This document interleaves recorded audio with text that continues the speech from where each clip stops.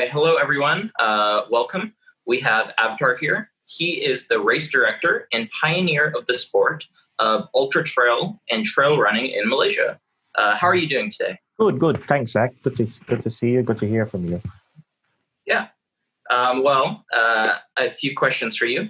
So let's start with the first one. When did trail running start in Malaysia?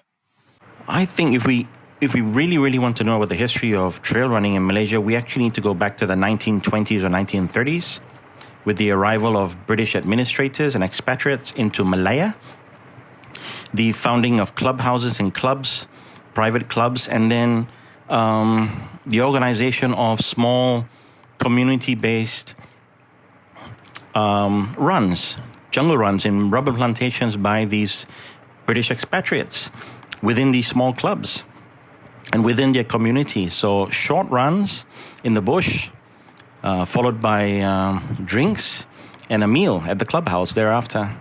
And we still have hash runs today all over Malaysia. There are so many different clubs and social groups that organize and participate in hash runs, even till today.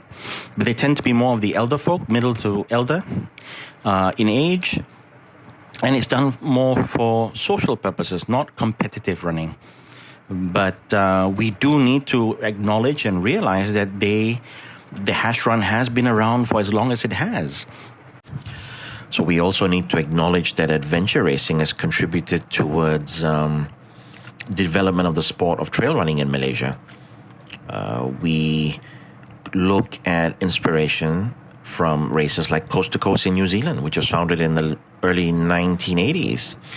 Iconic race, it still is even to today, a multidiscipline sport solo event from the west coast of South Island, New Zealand, all the way across to Christchurch to finish. I think it was 240 to 245 kilometers, trail running, road cycling, and river kayaking.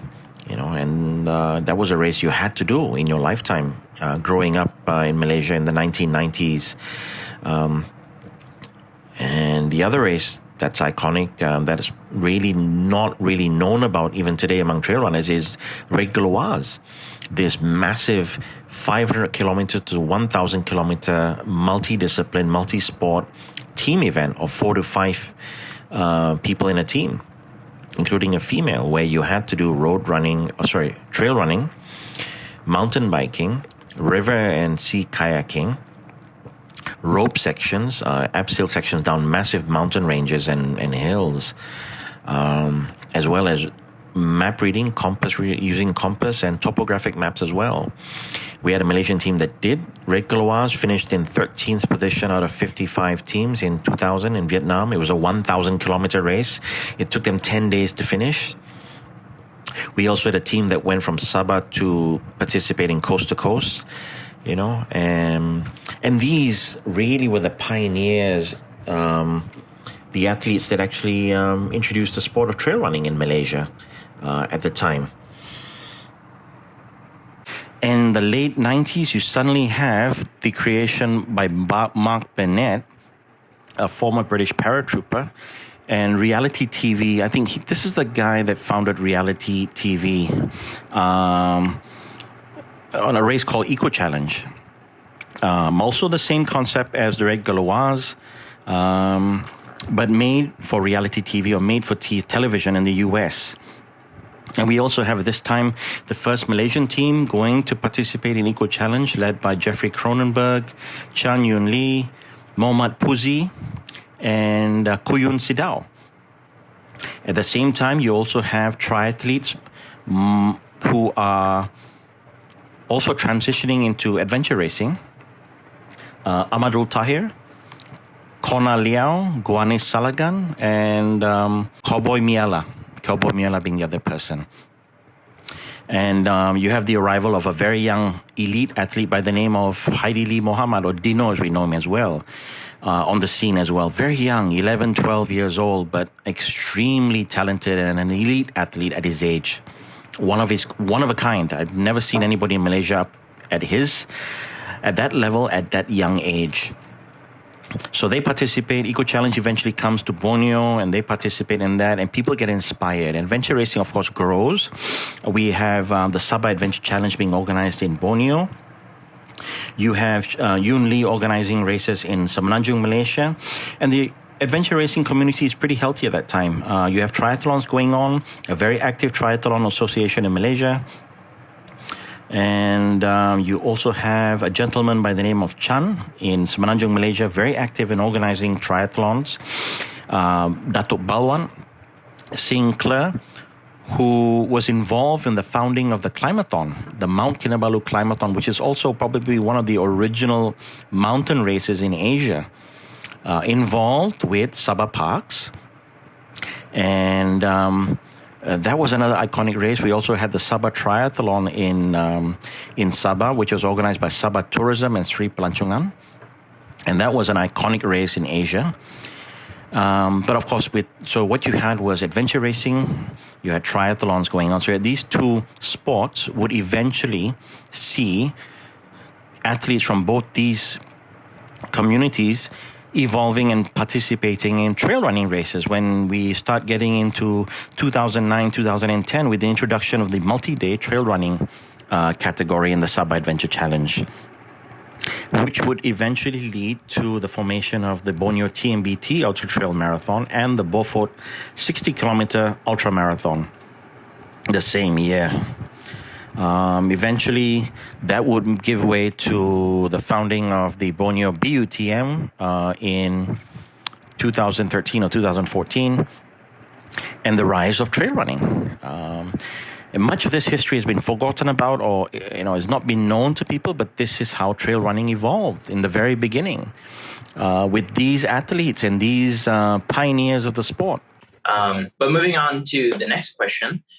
So we're talking a lot about trail running in Malaysia, but can you tell me about trail running and maybe the different variations in other countries in the region, specifically Thailand, Singapore, Philippines, and Hong Kong? I think with trail running as a sport in Asia, it sort of started, I think, originally in Hong Kong. The Philippines had its own community. Thailand had its own community. Malaysia, not so much. We didn't really have a dedicated trail running or cross-country community. If we don't talk about hash runners, we talk about community of runners running competitively. I think it really, really all starts in Hong Kong because of its large expatriate community. They had some wonderful extreme events out there, organized by Michael Medes, and eventually you'd have people like Andre Bloomberg and Jeremy Ritchie as well, organizing some wonderful events there. And and the fact that they had dedicated hiking routes built by the British administration, the British government at that time, that administered Hong Kong. So it sort of helped, and the fact is the expatriate community loved the outdoors in Hong Kong, and they had easy access to the outdoors, and I think that really sort of set the stage for the growth of trail running in Asia as a sport.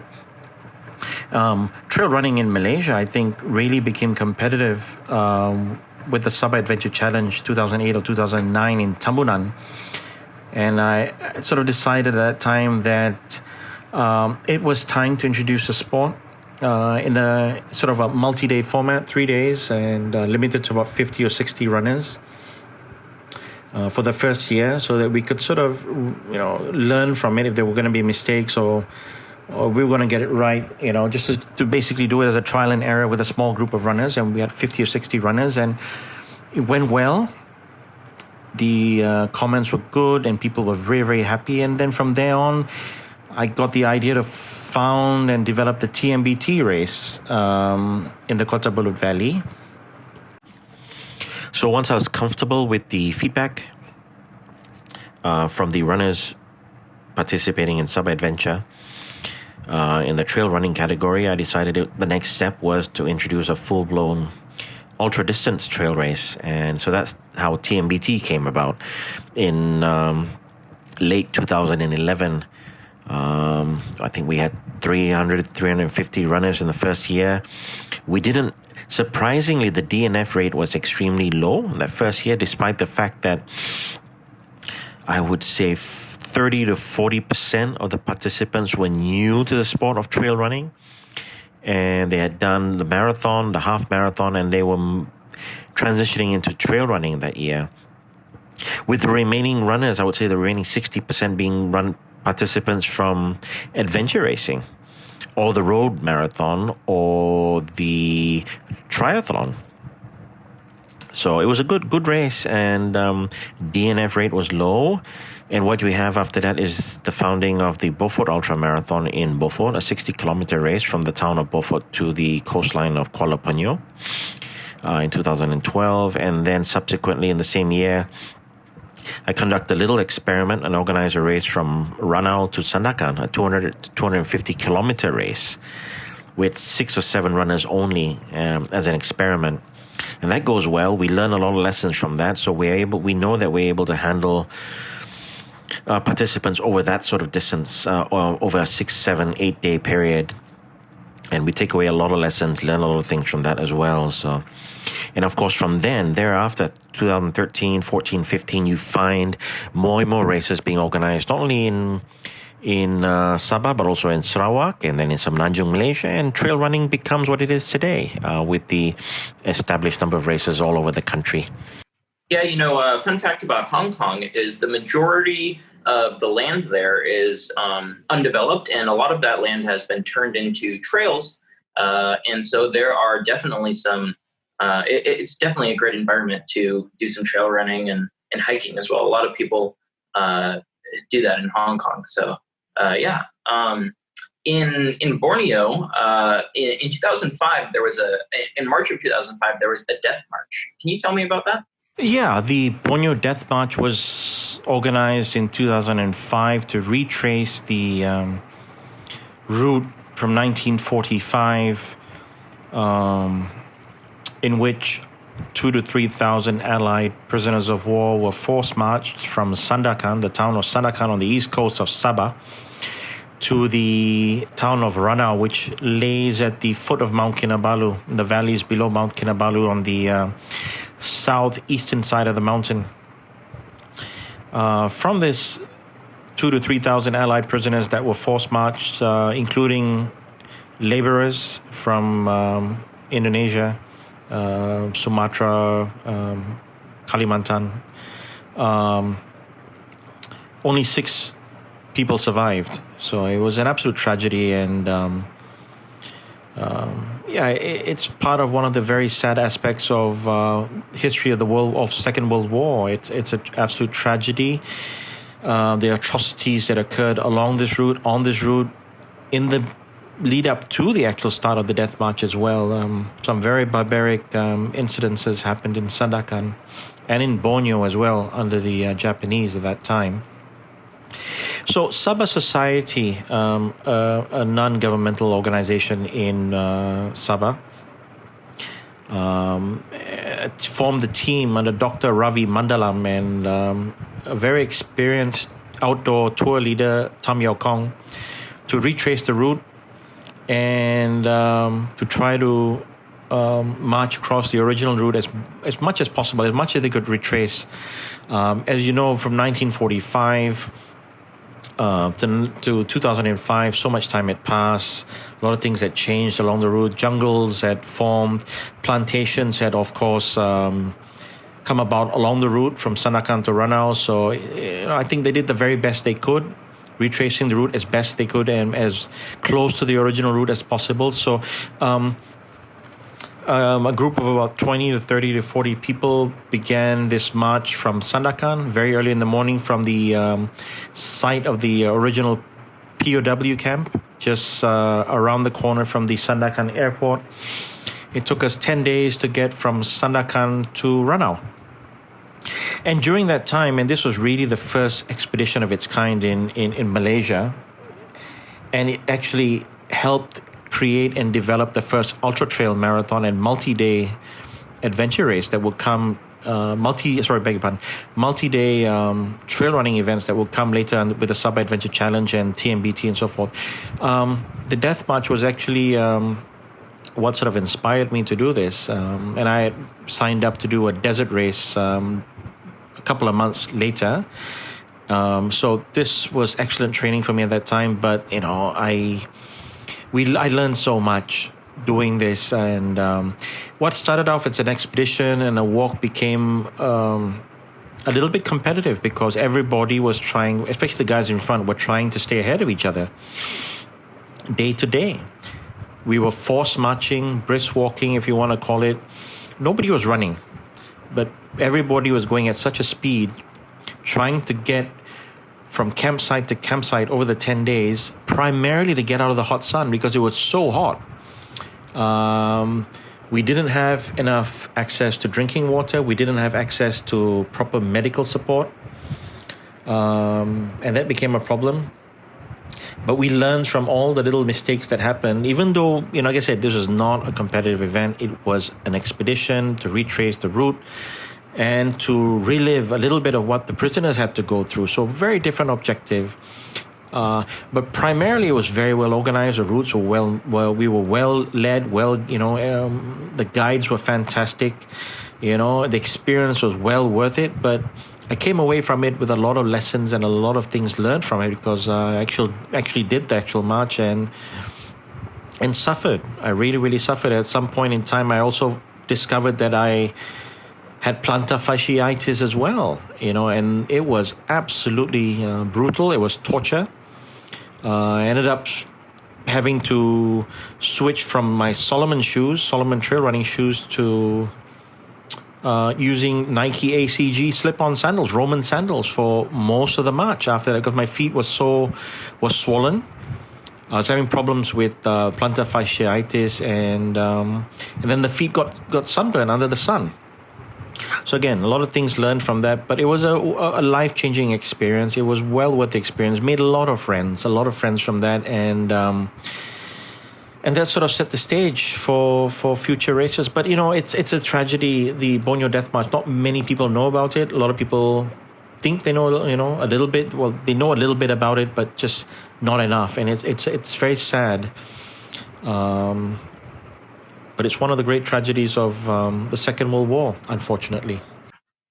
So with those incidents in mind, I would personally believe that they are probably relatively rare, but in general, as someone with some expertise on the subject, would you describe you said that race organizers are trying to make races as safe as possible. So would you say that there needs to be significant reform to make sure that there are we can eliminate the risks as much as possible?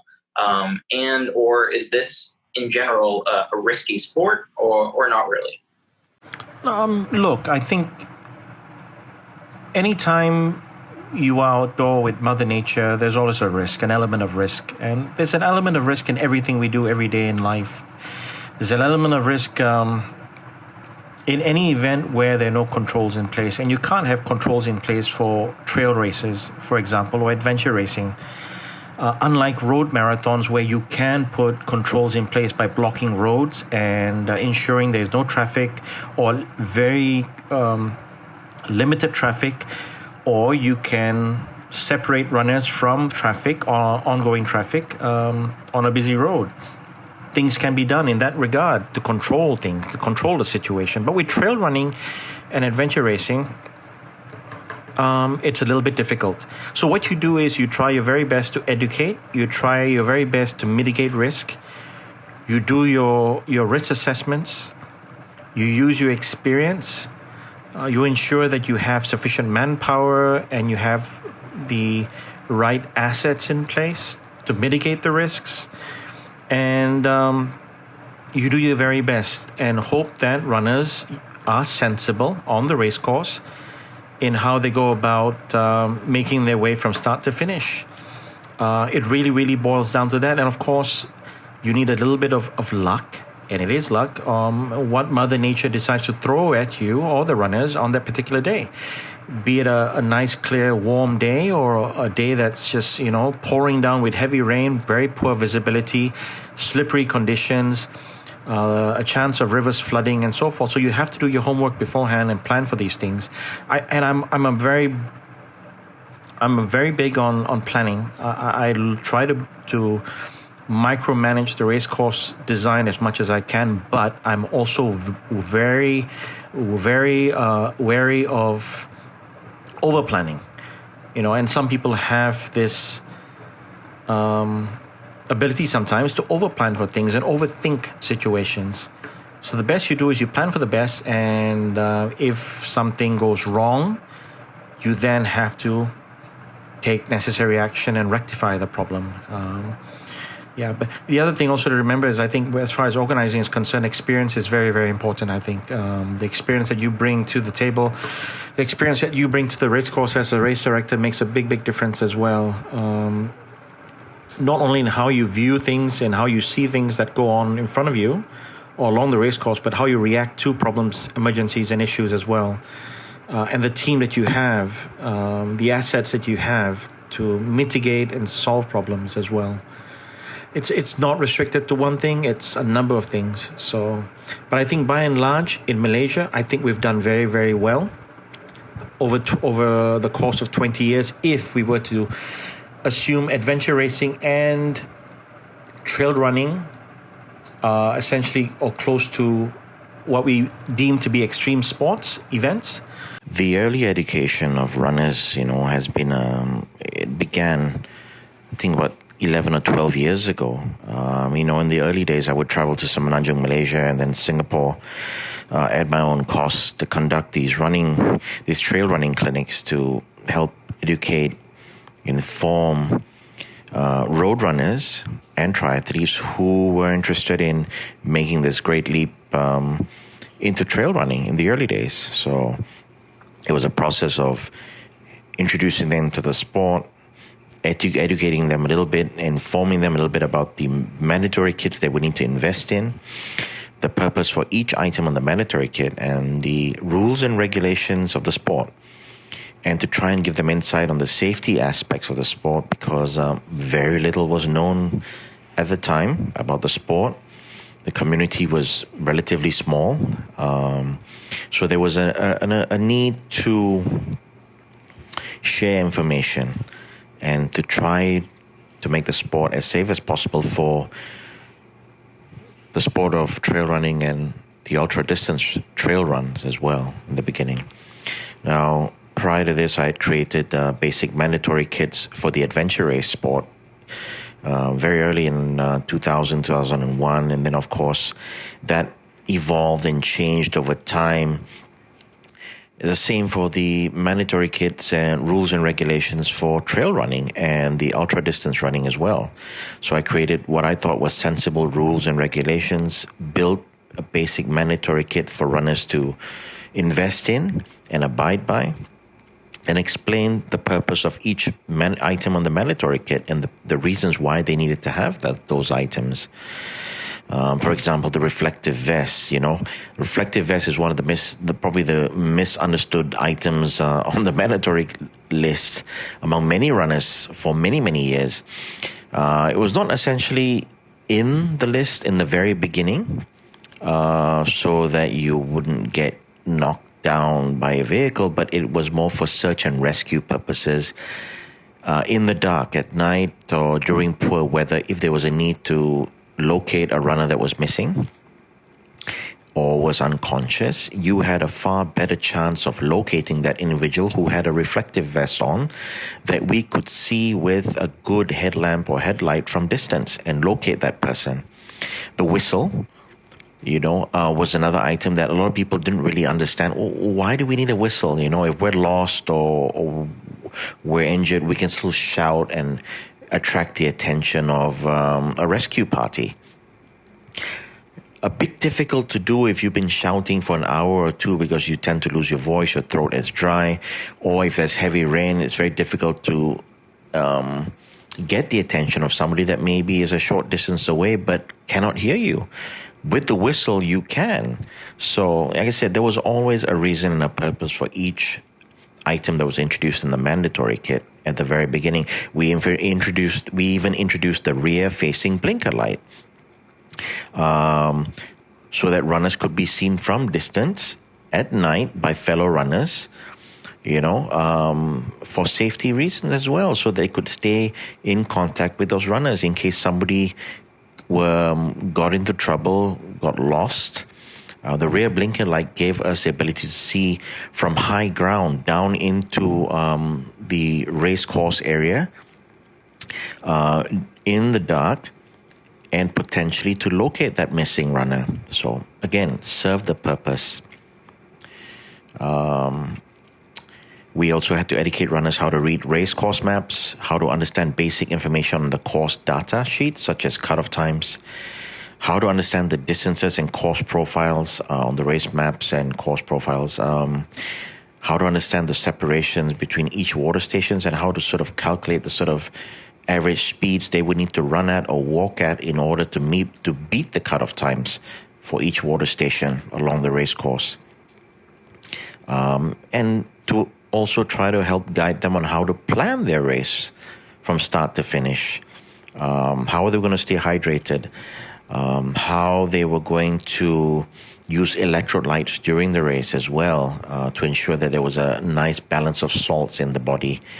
The use, the consumption of energy bars and energy gels from start to finish during the race at key times, every on an hourly basis or so forth, and how that would help sustain the runner from start to finish. We also had to educate runners on basic safety protocols, or what to do on the race course if there was an emergency, and how to react in those circumstances. Bearing in mind that the trail run is on a remote race course. So the process to educate and inform runners at the time was absolutely necessary for the well-being of everybody wanting to participate in the early years of the sport. And these runners in turn passed on the information to other runners and friends who were new to the sport. And in that sense, these runners actually contributed to the well-being and the growth of the sport as well. And by and large, I think we've done very, very well as far as safety standards and knowledge within the trail running community today.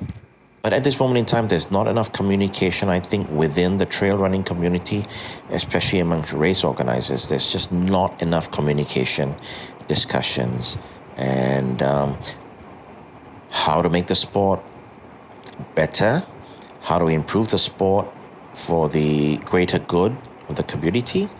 And I always do believe that it's good to sit down once a year to listen to everybody who organizes races and give everybody an opportunity to share their views, to share their opinions, and to discuss things. And that's something that is missing at the moment and should be done, could be done, and I hope will be done in the near future.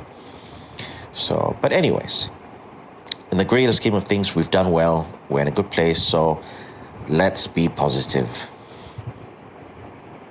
All right. Well, thank you. It certainly is an adventurous sport, one that I would like to pursue more myself. So thank you for your time, and it was a pleasure to hear from you. Have a nice day. Thanks, Zach. Yeah, pleasure to talk to you, and look forward to more conversations in the future. Of course. All right. Goodbye. Bye, Zach.